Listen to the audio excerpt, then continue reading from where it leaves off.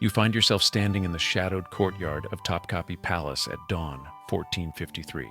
The marble beneath your feet still gleams with morning dew, but something darker stains these ancient stones. The air carries the scent of rosewater and fear incense and iron. In the distance, the call to prayer echoes across a city that has just watched its world end and begin again in a single blood-soaked night. This isn't the sanitized story of Ottoman cultural exchange you learned in school. This is the tale of what happened when Constantinople's libraries burned for days, when Byzantine nobles were impaled on stakes lining the Golden Horn, when children were sorted like inventory in the Hippodrome, while their mothers' screams echoed off marble walls that had stood for 1,000 years.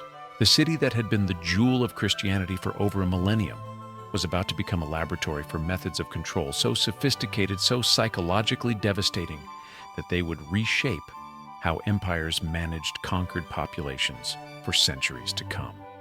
Behind the golden facades and royal portraits of the Ottoman court, a systematic machine was being perfected that would discover how to weaponize human trauma on an industrial scale. These aren't just historical atrocities buried safely in the past. These are the blueprints for systematic oppression that continue to operate in our world today, updated with modern technology but running on the same fundamental code that the Ottomans wrote in blood across the walls of Constantinople. Before we enter these cursed chambers where mercy went to die, I want to know where in the world you're hearing this story. We are connected across time by shared curiosity about the moments when civilization's mask slips, revealing the mechanisms that truly drive human power. Because what you're about to discover will change how you see not just medieval history, but the systems of control that operate around us today.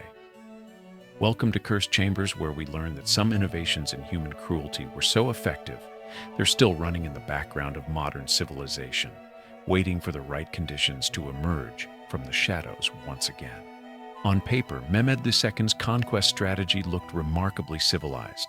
The 21-year-old Sultan's proclamations promised what every good administrative transition offers: minimal disruption, cultural preservation, and exciting opportunities for advancement. His initial terms read like a medieval corporate takeover memo, complete with all the buzzwords that make systematic oppression sound like a company restructuring plan. The Sultan's new management philosophy, announced his proclamations, emphasized inclusive growth strategies and multicultural integration protocols. Existing religious infrastructure would be preserved through seamless transition planning. Family units would remain intact during the organizational restructuring phase. Local customs would be respected within the new operational framework. Churches could continue operating under new management. Traditional civic leaders would be retained as cultural consultants. Citizens who demonstrated loyalty during the integration process would be eligible for advancement opportunities within the expanded imperial structure. It was conquest rebranded as career development, with all the diplomatic language needed to make systematic domination sound like mutual benefit. The devşirme system was particularly well marketed. This was presented as a scholarship program for talented young men from provincial communities. Exceptional candidates will receive world-class education in our prestigious palace academies. The recruitment materials promised. Parents were told their sons would gain access to administrative careers unavailable in their rural villages, learn valuable languages, and develop skills that would serve the empire's growing needs. Think about it from a medieval parent's perspective. Your village has limited opportunities. Education is scarce, and suddenly representatives of the most powerful empire in the world arrive offering your son a chance at advancement that could lift your entire family's status. The paperwork looked legitimate. The officials spoke with authority. The promises seemed genuine. The initial recruitment focused on gifted students aged 12 to 18. These were positioned as merit-based selections, identifying young men with leadership potential who could benefit from specialized training. The language was careful, professional, entirely reasonable by the standards of the time. But here's where the algorithm starts revealing its true nature. Soon, exceptional candidates included boys as young as 10, then 8. The gifted student criteria gradually expanded to include anyone who looked like they might survive the journey to Istanbul. It was like watching admission standards slowly dissolve, except instead of grade inflation, it was systematic child acquisition, with increasingly flexible definitions of consent. the recruitment process began to resemble something more sinister than educational opportunity. Ottoman teams would arrive in Christian villages with legal documentation that made child removal technically administrative rather than criminal. Parents were presented with official forms told their cooperation was required by imperial decree and given detailed explanations of the benefits their sons would receive. The beautiful thing about bureaucratic language is how it can make anything sound reasonable. Mandatory participation in educational advancement programs sounds so much better than "we're taking your children." Cultural integration training has a much nicer ring than systematic identity destruction. Loyalty development exercises seems more professional than psychological programming to ensure they'll spend their lives killing people like you. Notice how we've moved from scholarship recipients to selected participants to mandatory program enrollment.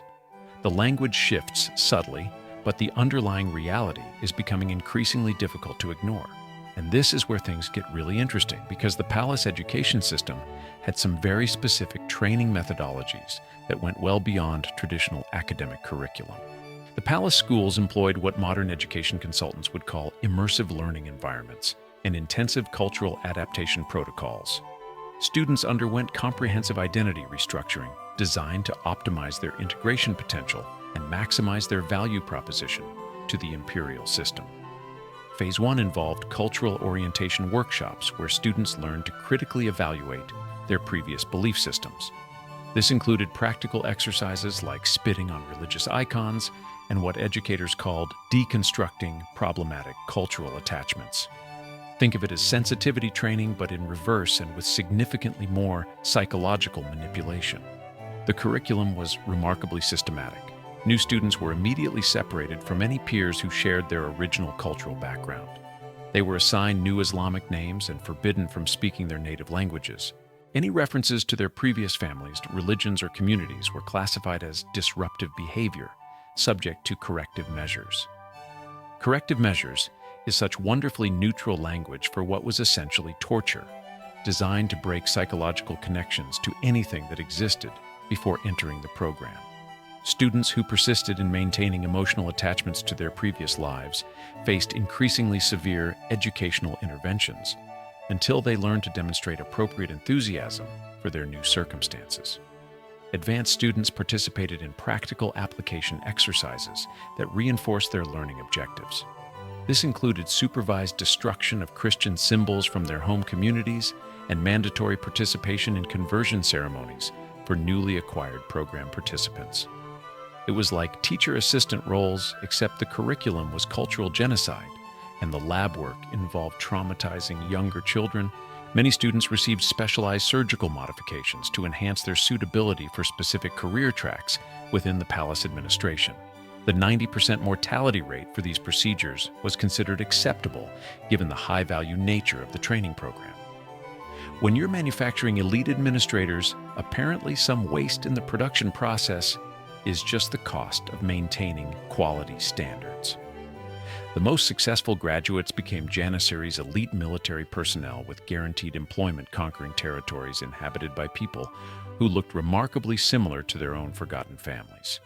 It was the ultimate employee loyalty program. You literally couldn't quit without being executed, and your job description included destroying everything you had once loved.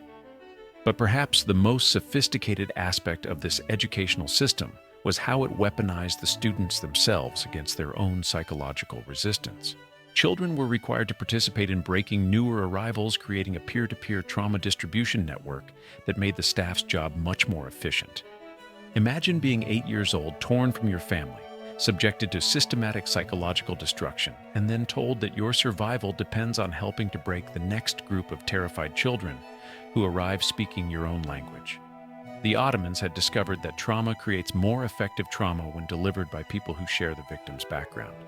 They weren't just destroying individual children, they were creating a self-perpetuating machine that converted victims into operators, ensuring that the system could scale indefinitely without requiring additional administrative overhead. Every broken child became a tool for breaking the next generation. The graduates of this system possessed psychological profiles that were genuinely unprecedented in human history. They had been systematically emptied of their original identities and refilled with programming designed to serve imperial interests with absolute loyalty. They couldn't betray the Ottoman system because the Ottoman system had become their only source of identity, purpose, and social connection.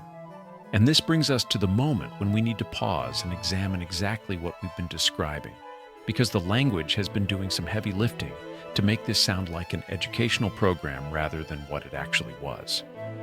So let me make sure I understand the system requirements we've identified so far. Input: Christian children age 6 to 18. Preferably with minimal family resources for legal challenges. Processing complete identity deletion, forced religious conversion, systematic trauma installation. Output: human weapons programmed to destroy their own communities. Success metrics: psychological compliance, military effectiveness, cultural amnesia. Quality control: 90% mortality rate during optimization procedures. Wait, this isn't starting to sound like an educational opportunity anymore. This is starting to sound like the world's first systematic child trafficking operation, with a corporate mission statement and a theology degree. We're looking at industrial-scale human processing that would make modern trafficking operations look like amateur hour. They had built a machine that consumed Christian children and produced Muslim soldiers. They had created a conversion algorithm that ran on trauma and operated at continental scale. They had designed a program that turned 8-year-olds into weapons against their own families and called it career development. How did we get from cultural exchange programs to systematic psychological programming of kidnapped children? Because someone marketed child abduction as educational opportunity, and the language was so carefully crafted that even we, looking back with modern eyes, almost bought into their user interface without examining the back-end operations.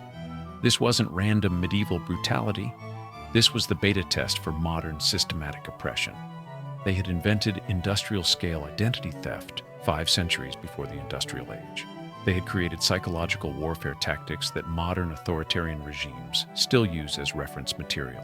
The scope becomes even more disturbing when you realize this wasn't a temporary wartime measure.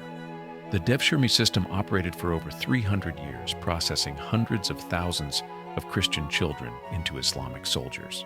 It was the longest-running systematic child trafficking operation in human history, and it worked so efficiently that other empires tried to develop competing versions. But here's where the story gets really dark, because the devşirme system was just one component of a much larger systematic approach to cultural destruction that the Ottomans had perfected. When Constantinople fell, they implemented what can only be described as history's first comprehensive population data mining operation. The surviving 45,000 residents were processed through a sorting algorithm that categorized humans like inventory, and the speed of this operation reveals just how thoroughly they had systematized the conversion of people into resources. When Constantinople fell on May 29, 1453, the Ottomans implemented what can only be described as medieval big data analytics. They had essentially created a human classification system that processed the entire surviving population in approximately 8 hours. That's about 5,600 life or death decisions per hour, or roughly one human classification every 2 seconds. The database architecture was brutally efficient. Category A: young women aged 8 to 25 designated for what the administrators politely called household service in the palace system. Category B: children aged 6 to 15 enrolled in the educational advancement programs we've already discussed. Category C: adult males assigned to forced labor projects or immediate resource optimization. Category D: elderly residents classified as economically inefficient and processed accordingly. Children were literally branded with hot irons, indicating their new ownership status. This wasn't just identification, it was psychological branding that permanently marked their transition from human being to imperial property. Think of it as the world's first non-consensual loyalty program where membership was permanent, and the benefits included survival if you followed the terms of service. Families were deliberately separated to prevent coordination and resistance. The psychological trauma of watching children being processed like merchandise, while parents were powerless to intervene, was itself a feature, not a bug. Terror was the system's primary user interface, but perhaps the most psychologically devastating feature was forcing children to participate in their own cultural destruction. Kids were made to spit on Christian icons, trample crosses, and recite Islamic prayers while their parents watched. It was like making children delete their family's social media accounts while streaming it live for maximum trauma impact. The efficiency was genuinely impressive if you're into that sort of thing. Within a single day, the Ottomans had successfully converted a 1,000-year-old Christian city into an Islamic administrative center, processed the entire population according to their economic utility, and established operational systems that would function smoothly for centuries. Meanwhile, 3,000 civilians had sought sanctuary in the Hagia Sophia, believing that Islamic law would protect people in religious buildings.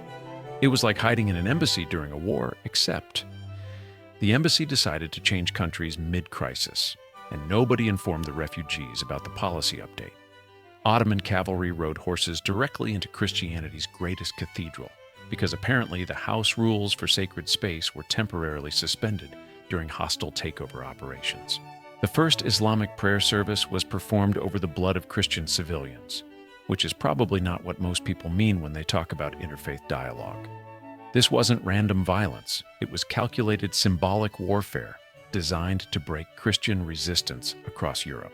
They had essentially live-streamed the death of Byzantine Christianity in its most sacred space. The message was clear: if God couldn't protect people in his own house, he couldn't protect them anywhere. Within hours, Christian symbols were covered or destroyed, Islamic decorations installed, and the building's entire identity reformatted. It was like an extreme makeover show, except instead of home improvement, it was cultural replacement, and the makeover team was armed cavalry. The systematic destruction of Christian manuscripts in Hagia Sophia represented the deletion of centuries of accumulated knowledge. Thousands of ancient texts were burned, including works that existed nowhere else. Nowhere. They had basically deleted the backup drives for medieval scholarship and called it religious purification. But all of this was just the opening act, because Mehmed II had also issued what amounted to a 3-day license for unlimited violence against the conquered population. And this is where we see the full, systematic nature of Ottoman psychological warfare. Mehmed II issued what can only be described as a medieval terms of service agreement for violence. Soldiers received official permission to do whatever they wanted with captured women for 72 hours. This wasn't random medieval brutality. It was systematically incentivized trauma as an employee benefits package. The violence served multiple strategic purposes simultaneously. Entertainment reward system for soldiers who had performed well during the siege. Humiliation, psychological warfare against defeated Byzantine elites. Production creation of mixed-race children who would belong to neither culture, ensuring permanent social disruption. Documentation terror tactics designed to be witnessed and reported for future conquest marketing. Every atrocity was designed to be visible and repeatable. The Ottomans understood that shocking content spreads faster than accurate content. They had essentially created medieval viral marketing, except the content was human suffering and the algorithm was fear. The most sophisticated psychological warfare technique involved forcing children to destroy their own cultural heritage while their parents watched. It was like making kids participate in demolishing their family home, then rating their enthusiasm on a customer satisfaction survey that would be used in advertising materials for future demolitions. Ottoman soldiers were given specific quotas and performance metrics for their 3-day operational period. Unit commanders filed reports documenting casualty numbers, resource acquisition totals, and behavioral compliance rates among surviving populations. It was conquest with performance reviews. The systematic nature of this violence becomes clear when you examine the operational orders that have survived in Ottoman military archives. Different units had specific assignments. The Janissaries secured military objectives. The Sipahis processed civilian populations, and support units managed resource extraction and transportation logistics. It was conquest by division of labor, with each department specializing in different aspects of systematic trauma production. But here's what makes this particularly disturbing. The Ottomans documented everything. They kept detailed records because they understood they were developing techniques that could be replicated across their expanding empire. Every successful method was recorded, analyzed, and incorporated into training materials for future campaigns. They had essentially created the first systematic manual for cultural destruction, complete with best practices, performance metrics, and quality control standards. The conquest of Constantinople wasn't just a military victory, it was a field test for psychological warfare techniques that would be deployed across 3 continents over the next several centuries. The speed with which Constantinople was transformed into Istanbul reveals just how thoroughly they had systematized cultural replacement. Within a generation, virtually all traces of Byzantine civilization had been eliminated from the city. Churches became mosques, Greek names became Turkish ones, and the Christian population was killed enslaved or forced to convert. They had performed a complete cultural hard drive wipe and operating system replacement, faster than most people renovate a bathroom, and this template became the standard operating procedure for Ottoman expansion, proving that systematic trauma could be industrialized, scaled, and deployed with corporate efficiency. But the real horror isn't what they did to Constantinople. The real horror is what they proved was possible when you combine religious conviction with bureaucratic efficiency and unlimited cruelty. The fall of Constantinople sent shockwaves across Europe that lasted longer than most political careers. This wasn't just another city changing hands. It was the end of an empire that had lasted longer than most civilizations managed to exist. The papal court declared that the gates of hell have opened in the east, which granted was their reaction to most things, but this time they actually had a point. Italian city-states immediately began massive fortification projects, assuming Ottoman invasion was inevitable. Some European leaders seriously considered abandoning Christianity entirely rather than face similar destruction. Talk about effective brand management. They had made their conquest methods so terrifying that entire kingdoms were ready to switch religions just to avoid the customer experience. The systematic nature of Ottoman cruelty forced complete updates to European military doctrine. Many armies adopted similar terror tactics to stay competitive. It was an arms race, but for psychological warfare techniques. The Ottomans had basically open-source trauma production, and every military was downloading the updates. The transformation of Constantinople into Istanbul represented one of history's most efficient cultural reformatting operations. Within a generation, virtually all traces of Byzantine civilization had been deleted from the city. They had performed a complete cultural disk wipe faster than most people complete home improvement projects. The devşirme system continued operating for over 300 years, processing hundreds of thousands of Christian children into Islamic soldiers. It was the longest-running systematic child trafficking operation in human history, and it worked so well that other empires tried to develop competing versions. Meanwhile, the destruction of Byzantine manuscripts represented an irreplaceable loss to human civilization. Thousands of ancient texts were burned, including works by classical authors that existed nowhere else. They had basically deleted the cloud backup for medieval knowledge, and there was no recovery option. But here's the disturbing part. The Ottoman conquest protocols weren't abandoned when the empire fell. They were ported to modern platforms. Every contemporary systematic oppression program is running on updated versions of their original code. Child trafficking operations still use systematic identity erasure protocols. Authoritarian regimes still deploy trauma-based population control systems. Cultural genocide programs still operate through educational opportunities. State-sponsored kidnapping still gets rebranded as protective services. Forced conversion still happens through integration programs. Modern psychological warfare operations use the same principles.